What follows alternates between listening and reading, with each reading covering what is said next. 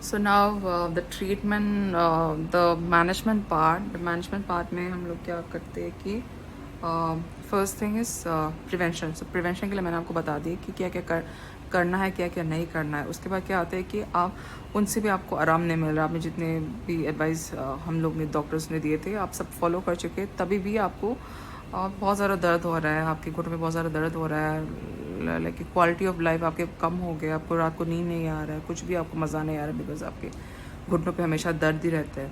तो इस समय आपको क्या, हम लोग क्या कर सकते हैं, दवाई हम लोग दे देंगे, दवाई देंगे. साथ में अगर दवाई से भी आपको आराम नहीं मिलता है, then there are various options available. That's what I want to let the people know कि there are various options available. दवाई के बाद सीधा सर्जरी ये नहीं है, ठीक है, बीच में बहुत कुछ आते हैं.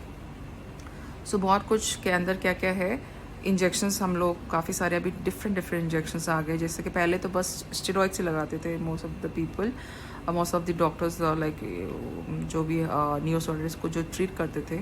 सो हम लोग पहले ओनली स्टेरॉइड्स लगाते थे. स्टेरॉइड्स नो डाउट हेल्प्स, ठीक है, steroid helps, but steroids but ये इसका ये है कि स्टेरॉइड्स की जो लॉन्जिविटी है, it does not last go for more than 3 to 4 months maximum. तो अगर आप फिर से इट्स पॉसिबल कि फिर से वो जो दर्द थे वो फिर से वापस आने लग जाए, ये बहुत ही ज़्यादा पॉसिबल है. ओके. सो क्या करना है आपको, अगर आपको स्टेरॉइड से भी काम नहीं आ रहा है, हेल्प नहीं हो रहा है, so the next thing that you can go for is we have some other new interventions like PRP injection. PRP meaning platelet rich plasma. So platelet rich plasma, इसका क्या फ़ायदा ये है कि you do not have to buy any thing. इसके लिए आप कुछ पैसे की ज़रूरत नहीं है. You just have to give your own blood not like in litres. You just have to give around 20 ml, maximum of 25 ml. Okay. So 20-25 ml of blood आपके बॉडी, आपके खुद की बॉडी से लेंगे, and in a machine. I'll show you the machine in my next video. So उस machine में हम लोग कुछ फ्रिक्वेंसी एंड ड्यूरेशन के साथ फिक्स कर देंगे. Then machine will do its own thing, and उस मशीन के बाद मशीन काम करने, जो PRP मशीन है, after the preparation is done, we collect some segment from the PRP.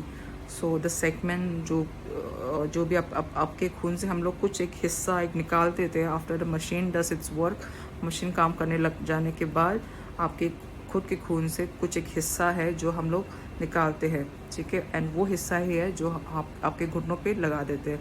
तो उससे क्या होता है कि कभी कभी ये होता है कि आप जिस दर्द के साथ आए थे उससे 10 गुना ज़्यादा आप दर्द के साथ वापस चले जाते हो. But the things do not be scared of this, okay, because it's a regenerative medicine. मतलब जैसे स्टेरॉइड से काम है दर्द कम करना, बस दर्द कम करना, एंड दर्द कम करना last for around 3 to 4 months. लेकिन PRP का ये एम है कि जो आपके घुटना जो डिस्ट्रॉय हो रहे थे, घुटने के अंदर बहुत सारी चीज़ें हैं जो डिस्ट्रॉय हो जाते हैं न्यूरोआर्थराइटिस में. तो PRP का ये एक्शन ये है कि जो भी चीज़ें जो डिस्ट्रॉय हो रहे थे उनको रीजनरेट करवाना, मतलब उनको खुद, मतलब धीरे धीरे इसको फिक्स कराना. जैसे कि आपके रूफ में सीलिंग में वो छेद बन गए तो उसको आप फिक्स करवा रहे हो ताकि बारिश लीक ना हो. तो वैसे तरह PRP का ये एक्शन है कि जो भी डिस्ट्रक्शंस हो रहे थे उसको उस पर सील लगाना या फिर उसको न्यू रीजनरेट करवाना, ताकि उस पर जो आपके डिस्ट्रक्शंस जो है वो थोड़ा बहुत उस पर सुधार लाना, ठीक है. तो वो एक्शन है PRP के. लेकिन कभी कभी सूजन हो जाता है, कभी कभी सूजन को निकालने पड़ता है कि बहुत ज़्यादा दर्द है. लेकिन अगर आपको दर्द होता भी है PRP के बाद, तो अगर आप टॉलरेबल, क्योंकि मोस्टली एक हफ्ते तक ऐसे रहते दर्द, तो अगर वैसे तो बेटर कि आप अपने डॉक्टर को रिपोर्ट करो कि दर्द हो रहा है. लेकिन अगर दर्द भी होता है तो आप चिंता ज़्यादा मत कीजिएगा, क्योंकि PRP के बाद बहुत सारे लोगों को ऐसे दर्द होने लग जाता है. But that does not mean कि आपकी जो इंजेक्शन है उसके साइड वो है, फेलियर हो गए उसके आपकी इंजेक्शन, या फिर डॉक्टर ने कुछ गड़बड़ कर दी, ये नहीं है, ठीक है. PRP खुद ऐसे वर्क करते हैं कि घुटने के अंदर सूजन कराओ, उसके द्वारा उस पर हील कराओ, रीजनरेट कराए, ठीक है. तो that's another option. One thing that's a little controversial is hyaluronic acid. Hyaluronic acid जो है ये काफ़ी ज़्यादा महंगा आता है मार्केट में, लाइक 10,000 के ऊपर तो एटलीस्ट होंगे, ठीक है. तो इसका क्या है कि इसके ना मिक्स रिजल्ट्स है व्हाट दे से गाइडलाइंस के हिसाब से, जो हमारे बुक्स या फिर जो हमारे मेडिकल गाइडलाइंस होते हैं उसके हिसाब से इसका ना कुछ कुछ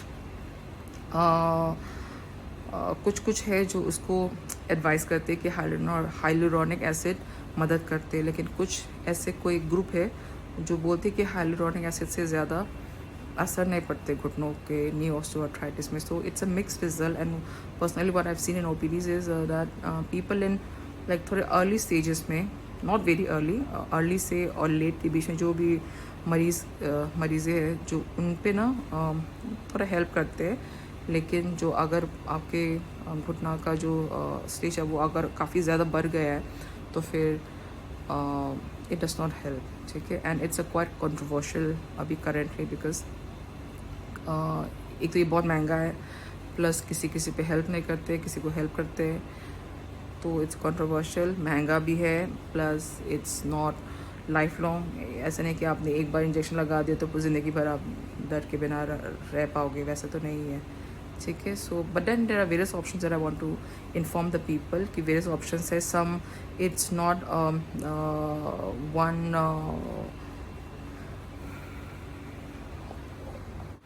so something got interrupted. So it's not ki one thing works for all. So different things work for different people, and it's up to the doctors and the patient कि आपको क्या चाहिए, and the doctor सलाह कि आपके लिए क्या best रहेंगे. ठीक है, so just after ये prevention, what I want to say is the message is कि अगर दवाई से हेल्प नहीं हुआ तो डायरेक्टली सर्जरी पे जाएंगे, ये नहीं है. ठीक है, there are various things in between, so you can always visit any other doctors.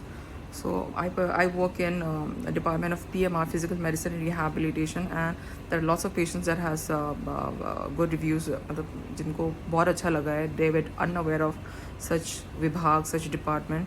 So this is sort of an awareness video कि in between medicine and the surgery there are some things in between we can do to like reduce to like slower down the progression of a disease. So you can always come up to a physiatrist. As you can go to any doctors, but if you want to delay your surgery because of health issues, because you're scared, because of monetary issues, various other causes that you don't want to go for surgery, then you can always consult another doctor. You can always consult I would say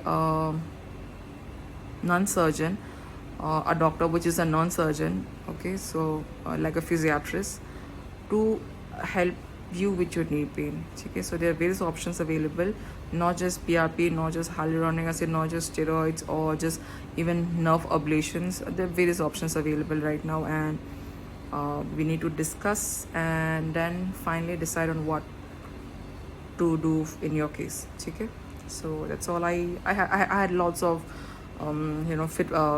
pitfalls in my previous videos.